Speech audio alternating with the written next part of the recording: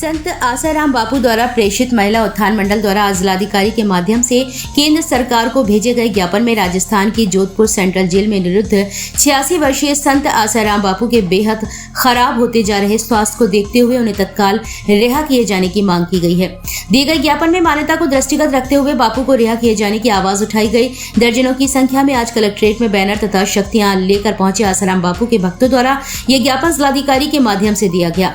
ज्ञापन में कहा गया कि हमारी भारतीय संस्कृति की महानता को पूरे विश्व के मनीषियों के स्वीकार किया है और इस संस्कृति के आधार स्तंभ तथा धर्म के परिवाहक ब्रह्मज्ञानी संत महापुरुष हैं। 86 वर्षीय संत आसाराम जी बापू लगभग 11 वर्षों से एक झूठे और बनावटी केस में राजस्थान की जोधपुर सेंट्रल जेल में है। 13 जनवरी 2024 की शाम को बापूजी को सीने में भयंकर पीड़ा के कारण जोधपुर एम्स में भर्ती कराया गया था। एम्स में हुई एंजियोग्राफी रिपोर्ट के अनुसार उनके हृदय में 3 गंभीर 99%, 90% और 70% ब्लॉकेज हैं। बापूजी को लगातार रक्तस्राव हो रहा है, जिसकी वजह से उनके हीमोग्लोबिन का स्तर लगातार गिरता जा रहा है। जांच के लिए पहले सोनोग्राफी और एंडोस्कोपी हुई, जिसमें रक्तस्राव का कारण पता नहीं लग पाया है। उसके बाद कैप्सुलर एंडोस्कोपी की गई, जिसकी रिपोर्ट के अनुसार छोटी आंत में अल्सर है, जो तीव्र रक्तस्राव का कारण है। लगातार रक्तस्राव के कारण 13 जनवरी से 26 जनवरी के बीच 7 बॉटल खून चढ़ चुका है, लेकिन फिर भी हीमोग्लोबिन का स्तर अभी तक सामान्य नहीं हुआ है। शरीर का वजन भी बहुत तेजी से घट रहा है।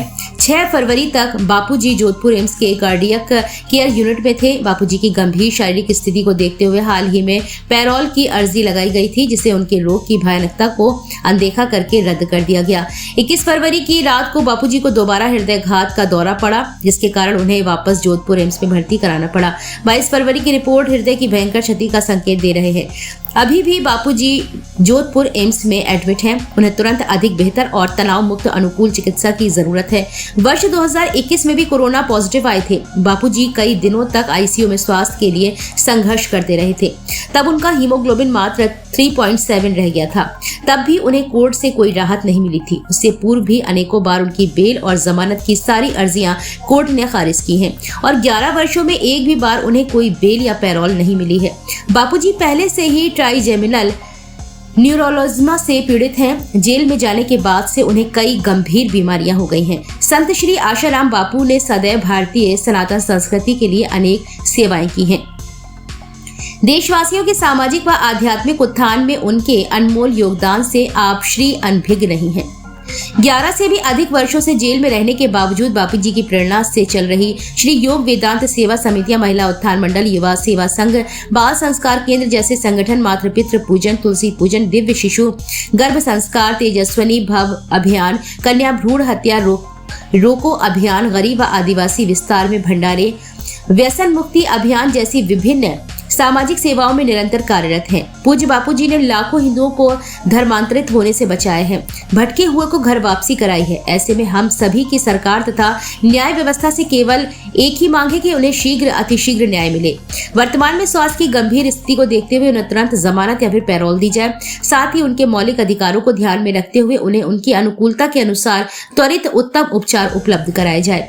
ज्ञापन में ये भी कहा गया कि भारत देश में जब आतंकवादियों के मानव अधिकारों का भी ध्यान रखा जाता है, तो ऐसे में 86 वर्षीय वयोवृद्ध और निर्दोष संत को न्याय क्यों नहीं है। इस बारे में योग्य स्तर पर उचित कार्यवाही करवाने के लिए अनुरोध किया गया है।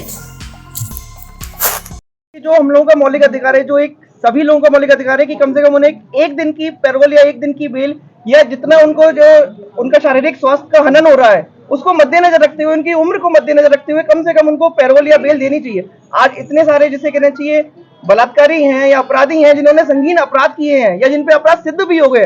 बापूजी पे तो केवल अपराध अभी पुष्टि नहीं हुई है, केवल उन पे अपराध लगाए गए हैं, अभी पुष्टि नहीं हुई है। तब भी उनको एक भी दिन की ना पैरोल दी जा रही है, ना उनको एक भी दिन की बेल दी जा रही है। ये कहाँ का अधिकार है? मौलिक अधिकारों का हनन है ये तो। आज आप लोगों ने किनके लिए पत्र दिया जी?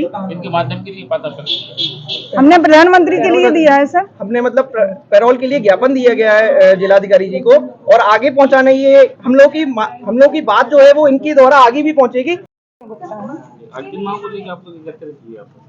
मैं आज महिला दिवस के उपलक्ष्य में भी उपस्थित हुई हूँ और मेरा पहले से ही इधर आना था, क्योंकि महिला दिवस पे तो हम बहनें ही अकेले आते, लेकिन आज हम सभी साधक भाई बहन एकत्रित हुए हैं, क्योंकि देखिए हमारे बापूजी का स्वास्थ्य दिनों दिन गिरता जा रहा है।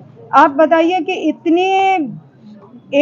उनकी एक उम्र कितनी ज्यादा हो चुकी है। देखिए 86 वर्षीय उम्र होने के बावजूद भी उन्हें पैरोल नहीं दी जा रही है, वो इतने अस्वस्थ चल रहे हैं। आप हमें यह बताइए कि कितने क्रिमिनल हैं जो जेल से निकल चुके हैं, अगर उनके स्वास्थ्य पे कितना ध्यान दिया जाता है। अगर हम लोग देखते हैं कि अगर एक मीडिया दिखाती है कि आज वो अस्वस्थ है, तो हजारों लोग उनके सामने आ जाते हैं और उनको निकाल दिया जाता है कि उनके उपचार क्या सही, बिल्कुल सही तरीके से उपचार किया जाता है। आज हमारे बापूजी का कितना देखिए ब्लीडिंग नहीं रुक रही है, हीमोग्लोबिन गिरता जा रहा है, उनका शारीरिक स्तर कितना कमजोर होता जा रहा है। आप हमारे और यह बताइए कि पोक्सो एक्ट जो कानून अधिनियम जो बनाया गया है, ये किसके लिए बनाया गया है? औरतों की रक्षा के लिए। लेकिन हम महिलाएं चाहती हैं कि इसका गलत वो किया गया, उपयोग किया गया। क्यों? क्योंकि अगर एक लड़की कहती है झूठी, उसके बताओ क्या है उसके सबूत। लड़की ने अभी एक्सेप्ट कर लिया है कि नहीं ये सब झूठ था, हमें पैसे दिए गए थे और हमारे से ये कहलवाया गया था। फिर ये सुनवाई क्यों नहीं की जा रही? मीडिया क्यों नहीं दिखा रही है सही? इसके लिए आप तो कोर्ट में गए क्या? जी कोर्ट में गए हैं, हम कोर्ट में भी गए हैं सर, और हम केवल इतना चाहते हैं कि हमारी सुनवाई की जाए। देखिए समय रहते हुए, अगर समय रहते हुए सुनवाई नहीं की जाए तो इसका